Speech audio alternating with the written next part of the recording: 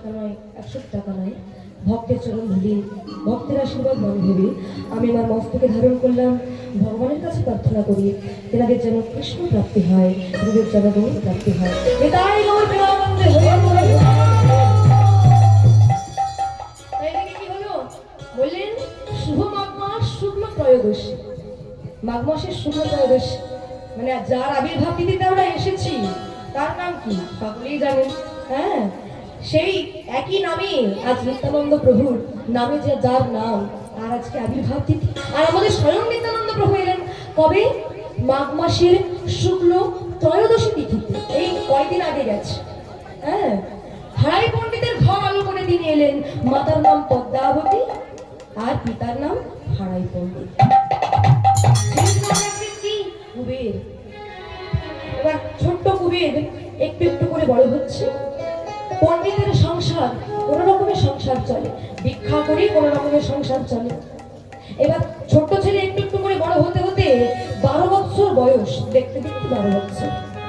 12 বছরের শিশু সে কি করে? প্রতিদিন বনের মধ্যে যায়, বনের মধ্যে গিয়ে সব সকাকে সঙ্গে করে নয় খেলা করে। আজ ঠিক তেমনি প্রভাত হওয়ার সাথে সাথে মায়ের জন্য প্রণাম জানিয়ে বললেন, মা ও মা আমায় একটু সুন্দর করে সাজিয়ে দাও দেখি। কেন বাবু? ও মা কাল খেলেছি কৃষ্ণলীলা, আজ আমি খেলবো রামলীলা, আমায় একটু সুন্দর করে সাজিয়ে দাও। কেন জানো মা? আমি যে লক্ষণ সাজবো গো।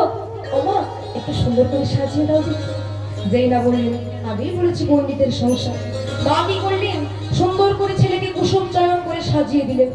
সাজিয়ে দেবার পর মায়ের চরণে প্রণাম জানিয়ে ছেলে বলছে, মা তুমি কোনো চিন্তা করো না, আমি ঠিক খেলা শেষে সময় মতন ফিরে আসবো। এই বলি চলে যাচ্ছে। বনের মধ্যে চলে গেলেন। বনের মধ্যে গিয়ে সব যতগুলি বন্ধু রয়েছে সকলকে সঙ্গে করে নিয়ে খেলছে। আমাদের বাড়ির বাচ্চাদের মতো নয় কিন্তু না, আমাদের বাড়ির বাচ্চারা যে সমস্ত খেলা করে কুবের কি করে? তারই সমবয়সী ছেলেদেরকে নিয়ে কোনোদিন রামলীলা কোনোদিন কৃষ্ণলীলা খেলা করে।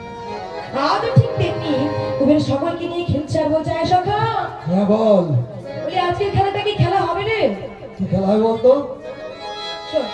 কাল খেলেছি কৃষ্ণলীলা, আজ খেলবো রামলীলা। খুব ভালো হবে, খুব ভালো হবে। কে খেলবি তো? হ্যাঁ হ্যাঁ, রামলীলা তো খেলা হবে, কিন্তু কে কি সাজবে বল?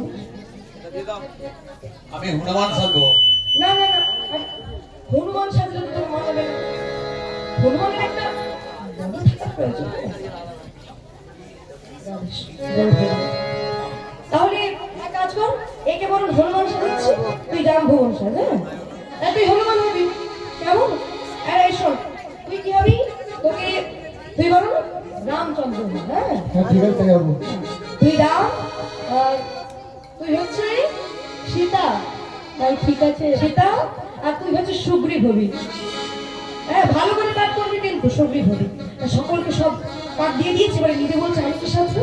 এই শোন, কাল কৃষ্ণলীলায় আমি ছিলাম বলরাম, আর আজ রামলীলায় আমি হব লক্ষ্মণ।